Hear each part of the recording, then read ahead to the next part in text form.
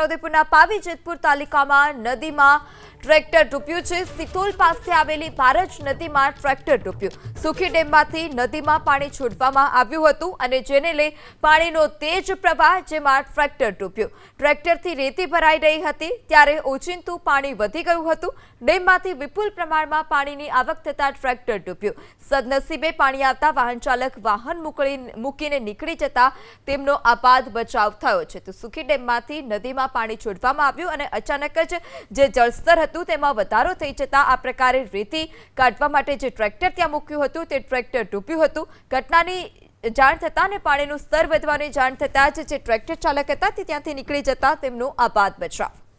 ટ્રેક્ટરથી રેતી ભરાઈ રહી હતી ત્યારે ઓચિંતું પાણી વધી ગયું હતું। ડેમમાંથી વિપુલ પ્રમાણમાં પાણીની આવક થતા ટ્રેક્ટર ડૂબ્યું। સદનસીબે પાણી આવતા વાહન ચાલક વાહન મૂકીને નીકળી જતા તેમનો આપાદ બચાવ થયો છે। તો સુખી ડેમમાંથી નદીમાં પાણી છોડવામાં આવ્યું અને અચાનક જ જે જળસ્તર હતું તેમાં વધારો થઈ જતા આ પ્રકારે રેતી કાઢવા માટે જે ટ્રેક્ટર ત્યાં મૂક્યું હતું તે ટ્રેક્ટર ડૂબ્યું હતું। ઘટનાની જાણ થતાં અને પાણીનું સ્તર વધવાની જાણ થતાં જ જે ટ્રેક્ટર ચાલક હતા તે ત્યાંથી નીકળી જતા તેમનો આપાદ બચાવ।